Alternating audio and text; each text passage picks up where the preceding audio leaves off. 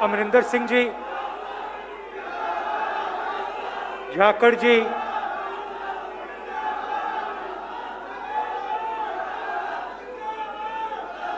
Rawat ji, stage पे Congress party के वरिष्ठ नेता, प्यारे कार्यकर्ता भाइयों और बहनों, प्रेस के हमारे मित्रों, आप सबका यहां बहुत बहुत स्वागत, नमस्कार।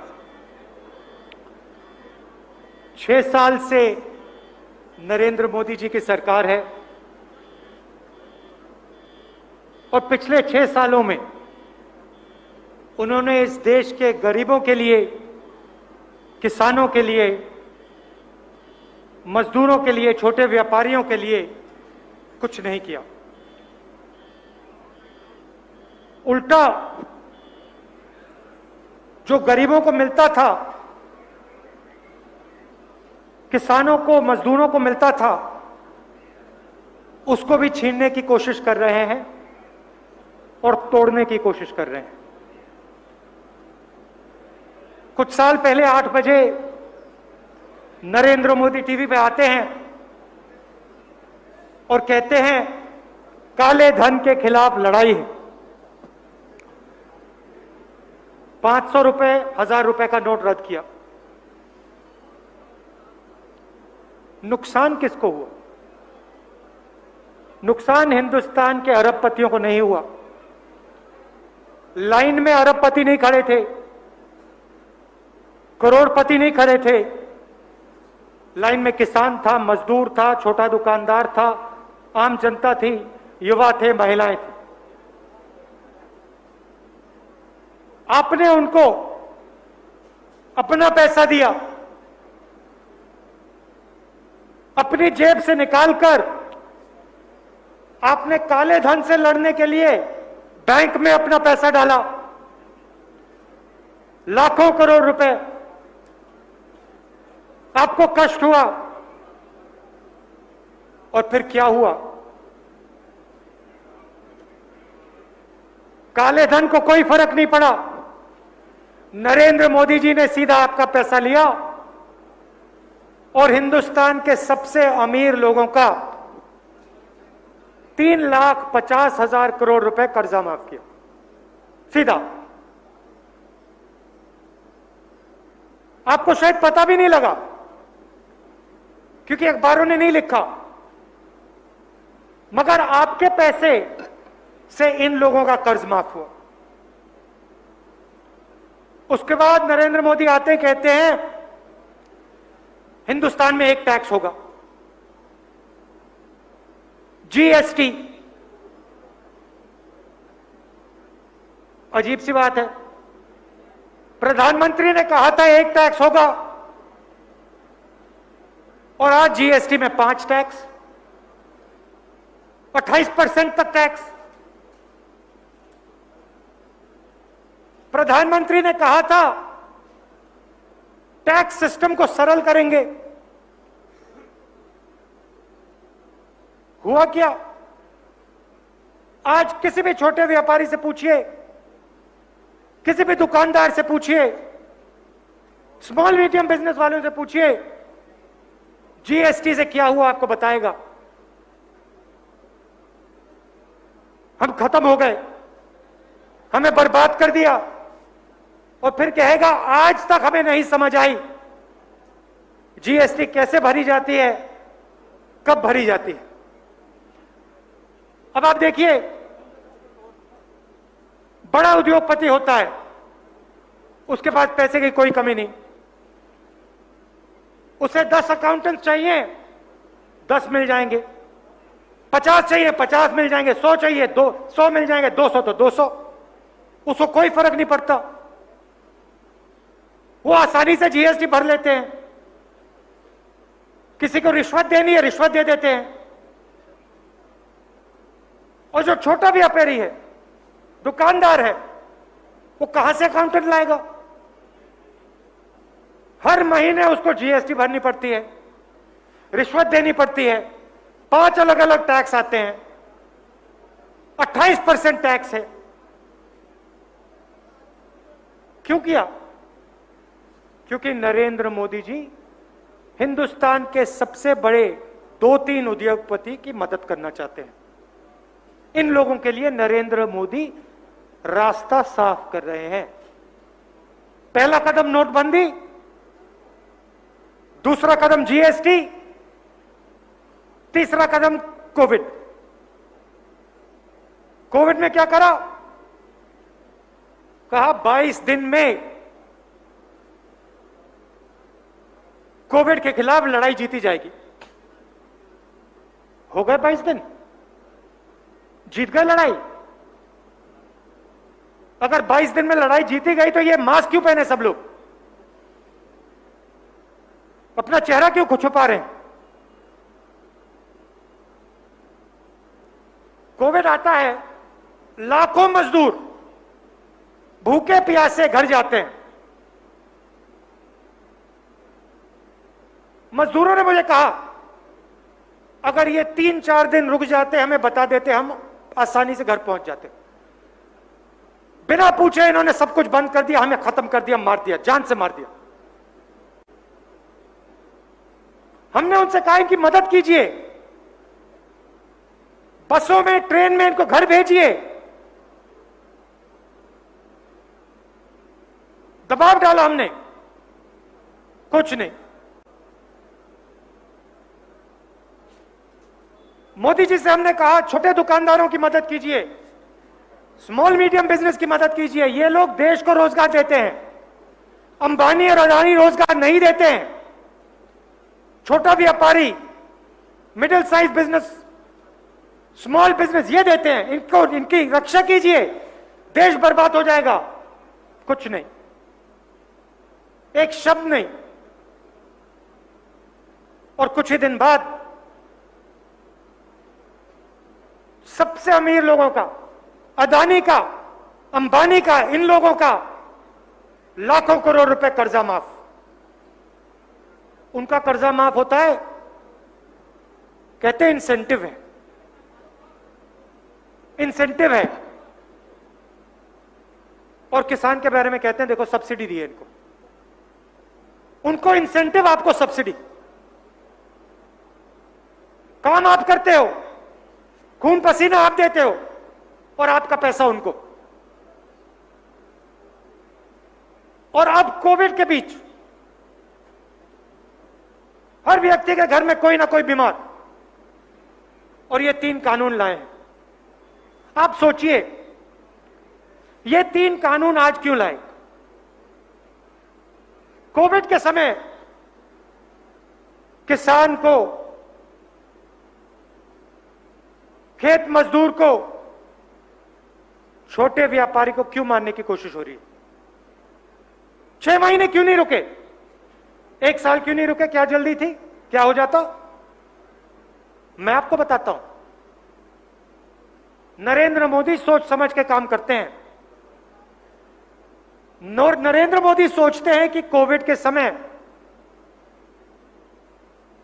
अगर किसान और मजदूर के पैर में कुल्हाड़ी मारी तो कोविड के समय यह किसान और मजदूर खड़ा नहीं हो पाएगा, लड़ नहीं पाएगा, नारे नहीं लगा पाएगा, प्रोटेस्ट नहीं कर पाएगा, आंदोलन नहीं चला पाएगा। इसीलिए कोविड के समय इन्होंने ही काम किया है। नहीं तो 6 महीने रुक जाते। मगर इनको हिंदुस्तान का किसान नहीं मालूम, उसकी शक्ति नहीं मालूम। और अब हम किसान की शक्ति नरेंद्र मोदी को दिखाने जा रहे हैं। हम दिखाएंगे, किसान के साथ खड़े होकर हम दिखाएंगे, पूरा हिंदुस्तान दिखाएगा कि किसान में कितना दम है, खेत मजदूर में कितना दम है, छोटे व्यापारी में कितना दम। मोदी जी कहते हैं, मोदी जी कहते हैं देखो किसान अपना माल कहीं भी बेच पाएगा। ठीक है, मुझे एक बात समझा दीजिए। ये जो आपके खेतों के पास सड़कें जाती हैं, ये किस पैसे से बनती है? ये मंडी टैक्स से बनती हैं।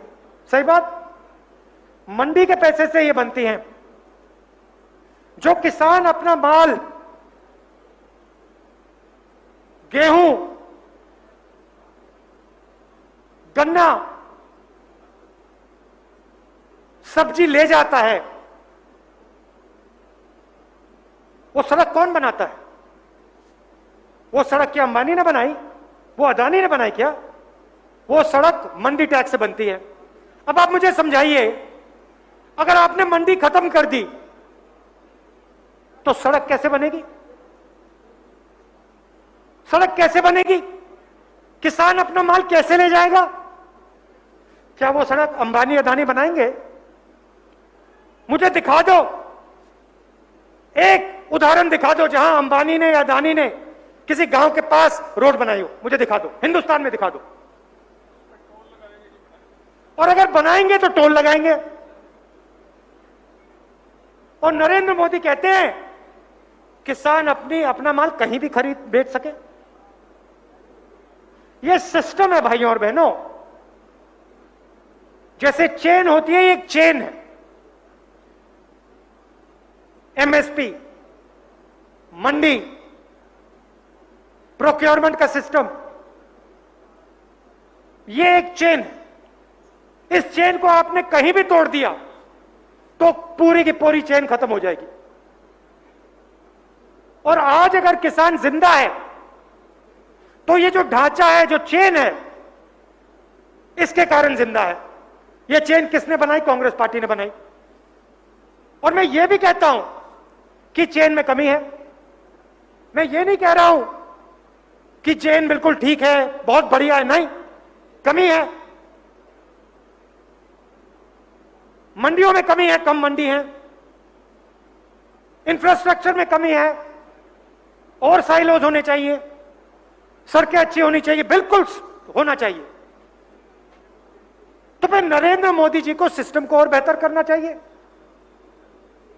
आपको लगता है कि किसान माल नहीं बेच पा रहा है तो 100 के बजाय हजार मंडी कर दीजिए, उसके गांव के बिल्कुल पास मंडी लगा दीजिए। मंडी क्यों? क्योंकि जब किसान मंडी में जाता है उसको ऑप्शन मिलता है, उसके पास अलग अलग व्यापारी होते हैं, एक के पास जाता है, दूसरे के पास जा सकता है, तीसरे के पास जा सकता है। अगर मंडी गायब हो जाएगी तो आपको बहुत सारे व्यापारी नहीं मिलेंगे, आपको पूरे हिंदुस्तान में 2 लोग मिलेंगे। 2 लोग मिलेंगे, एक तरफ अंबानी, दूसरी तरफ अदानी। चुन लेना आप अदानी को बेचना चाहते हो तो इस साइड, अंबानी को बेचना चाहते हो इस साइड। और याद रखना, जब आपने अंबानी से खरीदी, जब आपने अंबानी को अपना गेहूं बेचा, उसने आपसे माल खरीदा, उसके बाद बातचीत नहीं होने वाली, उसके बाद कानून नहीं चलने वाला, उसके बाद आप सवाल नहीं पूछ सकते, उसके बाद आप लड़ नहीं पाओगे। बंबई में रहता है, गुजरात में रहते हैं, आपके पास कोई रास्ता नहीं मिलेगा। मैं यहां किसानों के लिए, सिर्फ किसानों के लिए नहीं खड़ा हूं, मैं सिर्फ मजदूरों के लिए नहीं खड़ा हूं, मैं छोटे व्यापारियों के सिर्फ नहीं खड़ा हूं।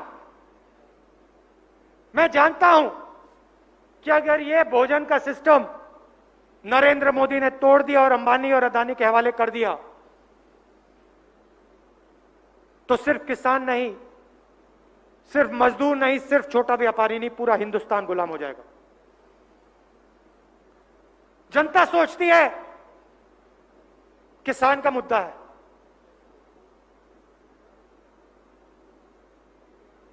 छोटे व्यापारियों का मुद्दा है, मजदूरों का मुद्दा है, हमें इससे कुछ लेना देना नहीं। गलत है। क्यों गलत है? क्योंकि जिस दिन हिंदुस्तान का कृषि का सिस्टम इन दोनों के हाथ पड़ गया, किसान को भूल जाओ, मजदूर को भूल जाओ, छोटे व्यापारी को भूल जाओ, जो आज आप 10 रुपए के लिए खरीदते हो वो आप 50 रुपए के लिए खरीदोगे, जो आज आप 100 रुपए के लिए खरीदते हो वो आप 500 रुपए के लिए खरीदोगे, और कोई नहीं बचने वाला। चाहे वो किसान हो, मजदूर हो, छोटा व्यापारी हो, युवा हो, माताएं हो, बहन हो, सब के सब, कोई नहीं बचने वाला। ये और अगर आपको ये सच्चाई अच्छी नहीं लगी, अगर आपको ये सच्चाई अच्छी नहीं लगी तो मेरी बात मत मानो। कहो कि राहुल गांधी गलत बोल रहा है, वो भी मैं मान लूंगा, मगर मेरी जिम्मेदारी बनती है कि मैं आपको सच्चाई बता दूं। आपको सच्चाई अच्छी नहीं लगी, ठीक है, कुछ मत करो, मगर याद रखना जो मैंने कहा, 2-3 साल बाद याद रखना, हिंदुस्तान के किसानों, मजदूरों, छोटे व्यापारियों, और जब आप गुलाम बनोगे, याद रखना, राहुल गांधी आया था पंजाब में, बोला था उसने हमें, अभी मानने की कोई जरूरत नहीं, कोई जरूरत नहीं, मत मानो, मगर फिर याद रखना, 2-3 साल बाद याद रखना, जब आपका खेत आपके हाथ में से निकल जाएगा, जब आपकी दुकान आपके हाथ में से निकल जाएगी, जब आपका भविष्य अपने हाथ से निकल जाएगा, फिर याद रखना, हां राहुल गांधी आया था, उसने बोला था। नरेंद्र मोदी जी कहते हैं मंडी को हटा दिया जाएगा। हिंदुस्तान में कितनी मंडियां हैं? हजारों मंडियां हैं। कितने हैं? 7,000 मंडी। मंडियों में किसान जाते हैं, छोटे व्यापारी होते हैं, मजदूर काम करते हैं, लोडर्स होते हैं, लाखों लोग इन मंडियों में काम करते हैं। नरेंद्र मोदी जी मुझे बताइए उनका क्या होगा? क्या अदानी और अंबानी और आप मिलकर उनको रोजगार देंगे?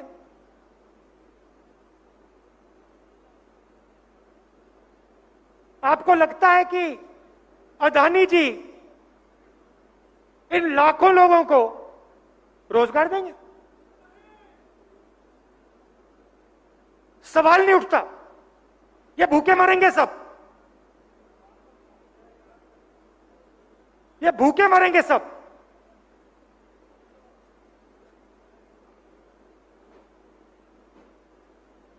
आपने छोटे बिजनेस को उड़ा दिया, दुकानदारों को खत्म कर दिया, मिडिल साइज बिजनेस को खत्म कर दिया। रोजगार देश को कौन देता है? ये लोग देते हैं।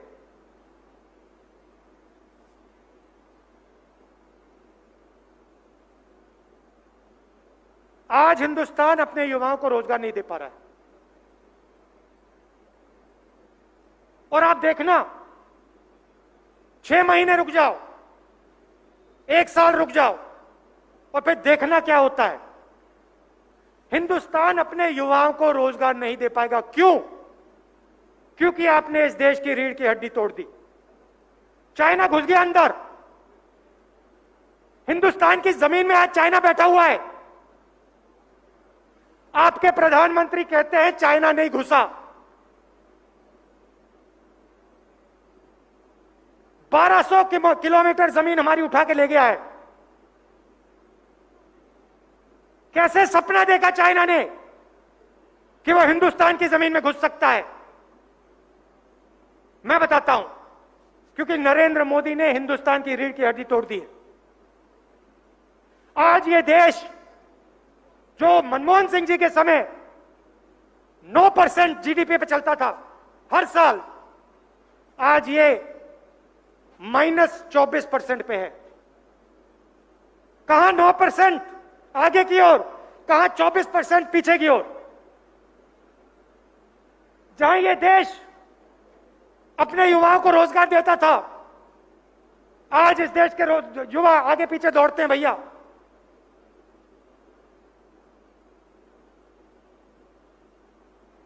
नरेंद्र मोदी जी ने अपने मित्रों की मदद करने के लिए इस देश को नष्ट कर दिया है।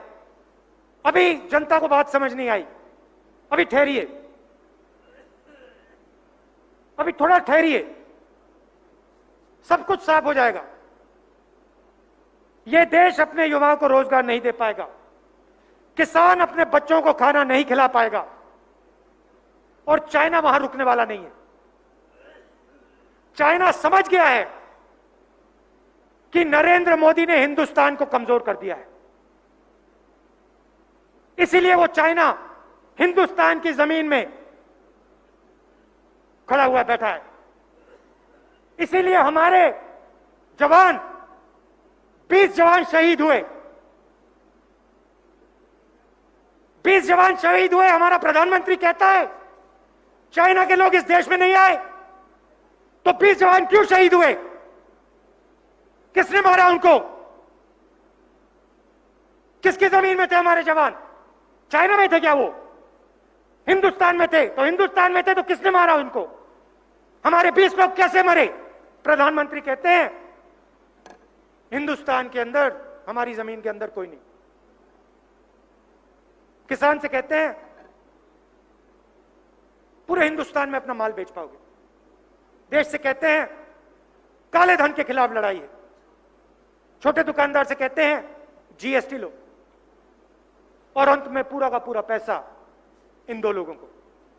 ले अंबानी जी, ले अदानी जी, ले अंबानी जी, ले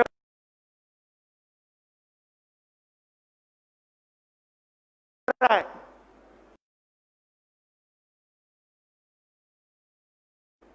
और 24 घंटा ये प्रेस में बैठे हैं, खड़े 24 घंटा ये उनका काम करते हैं।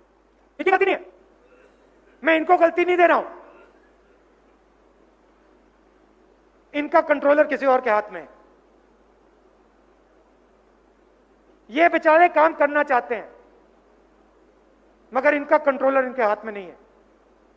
इनका कंट्रोलर उन्हीं लोगों के हाथ में है जो आपका खेत छीनना चाहते हैं,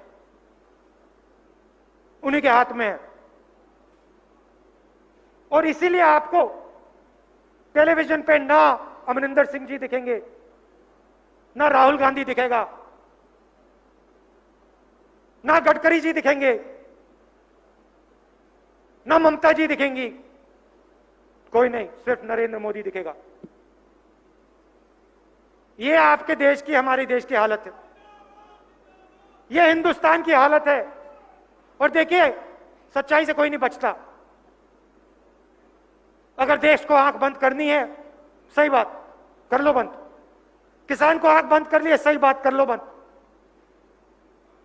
मगर याद रखना, गुरु नानक ने जो कहा था, सच्चाई आपके सामने आएगी, सच्चाई से आप नहीं बच सकते। कभी ना कभी आपके सामने, चेहरे के सामने सच्चाई आएगी और आपको सच्चाई का सामना करना पड़ेगा। हमको सच्चाई का सामना करना पड़ेगा। गुरु नानक ने कहा था अभी आज सच्चाई का सामना करो। इसलिए वो आपके गुरु हैं, इसलिए उन्होंने हमें रास्ता दिखाया कि वो सच्चाई से नहीं डरते थे। सीधा जो था वो कह देते थे, चाहे कुछ भी हो जाए। और ये हिंदुस्तान का और पंजाब का ये इतिहास है। हजारों साल से आप नहीं डरे।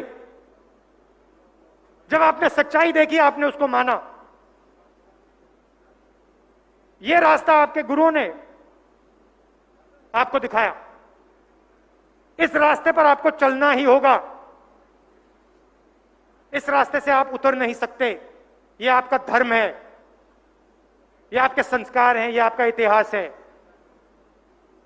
यह मैं आपको बताने आया था। आप देश की रीढ़ की हड्डी हो, आप भूलो मत। कोई साधारण लोग नहीं हो आप लोग। आप इस देश की रीढ़ की हड्डी हो। आप लोगों ने, बाकी प्रदेशों ने नहीं, आप लोगों ने, पंजाब ने इस देश को भोजन दिया। जब यह देश भूख से मरता था तब पंजाब की जनता खड़ी हुई। पंजाब की जनता ने कहा हम हिंदुस्तान को भोजन देंगे। ओडिशा ने नहीं कहा था, मणिपुर मेघालय ने नहीं कहा था, उन्होंने दूसरे काम किए, मगर पंजाब ने कहा हम इस देश की रक्षा करेंगे, हम इस देश की इज्जत की रक्षा करेंगे और हम इस देश को भोजन देंगे। शायद शायद शायद ये जनरेशन जो है, शायद ये जनरेशन भूल गई, शायद ये जनरेशन भूल गई, मैं सच बोलता हूं, शायद आज की जनरेशन ने वो भूल गई। पैसा आ गया, रास्ते खुल गए, मगर ये जो आपके माता पिता थे, उनके जो माता पिता थे, वो नहीं भूले थे। उन्होंने कहा था हिंदुस्तान को भोजन की जरूरत है, हम भोजन देंगे, मर जाएंगे मिट जाएंगे मगर भोजन देंगे। और आज ये प्रधानमंत्री जी आपसे आपका हक छीनते हैं अंबानी को देने के लिए, अदानी को देने के लिए, और आप शांत बैठे हो। हरियाणा शांत बैठा है। मुझे बात समझ नहीं आ रही है, कैसे हो सकता है कि पंजाब के लोग, बब्बर शेर, गुरु के लोग देखते ही रह जाएंगे, उनकी जमीन छीनी जाए, उनका धन छीना जाए, उनका भविष्य छीना जाए, पंजाब के लोग देखते रहेंगे क्योंकि प्रधानमंत्री अब अदानी और अंबानी को पैसा देना चाहता है। क्या हो गया आप लोगों को? नहीं, ठहरो, आप लोगों को एक साथ खड़ा होना चाहिए। सिर्फ पंजाब को नहीं, पंजाब को, हरियाणा को, मध्य प्रदेश को, महाराष्ट्र को, गुजरात को, सबको खड़ा हो जाना चाहिए और कहना चाहिए नहीं, हम मानने को तैयार नहीं है। आप हमारी जमीन नहीं ले सकते हो, आप हमारा भविष्य नहीं ले सकते हो, हम नहीं लेने देंगे। देखो दिखेंगे क्या कर सकते हो। यह मैं आपसे कहना चाहता था और यह भी कहना चाहता हूं, मैं आपके साथ खड़ा हूं, मुझे कोई फर्क नहीं पड़ता, मैं नहीं डरता इन लोगों से। जो भी आप मुझसे चाहते हो मैं देने को तैयार हूं। आप सबका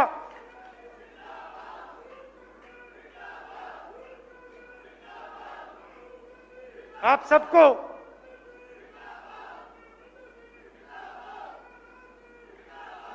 भैया शांत हो जाए। आप सबको मैं दिल से धन्यवाद करना चाहता हूं और मैं जानता हूं इस देश को छोड़िए, इस दुनिया में कोई शक्ति नहीं है जो पंजाब के लोगों को, पंजाब के किसानों को, पंजाब के मजदूरों को, पंजाब के छोटे दुकानदार व्यापारियों को हिला सकती। मैं जानता हूं कोई भी तूफान आ जाए, आंधी आ जाए, मगर पंजाब को कोई नहीं हिला सकता। मैं जानता हूं।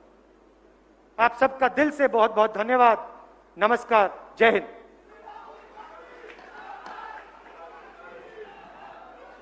बहुत बहुत धन्यवाद राहुल गांधी जी, तुसी आए, साडा हौसला वधिया। मैं तुहानू विश्वास दिवाना लोगों वालों कि असी मोदी नूं पंजाब तां नहीं बनन दिया, तुहाडा आशीर्वाद चाहिए। असी सारे हिंदुस्तान चों भजा देंगे। पंजाब के लोगों च किसानां दा, मजदूरां दा, व्यापारी इन्ने मजबूत है, तकड़े होके तुहाडा आशीर्वाद चाहिए। असी दिल्ली दे सरकार दियां जड़ां हिला देंगे। हुण मैं अखीर च सर निर्मल सिंह जी MLA सतराणा नूं बेनती करांगा कि राहुल जी का सारिਆਂ ਦਾ आया ਦਾ धन्यवाद करन।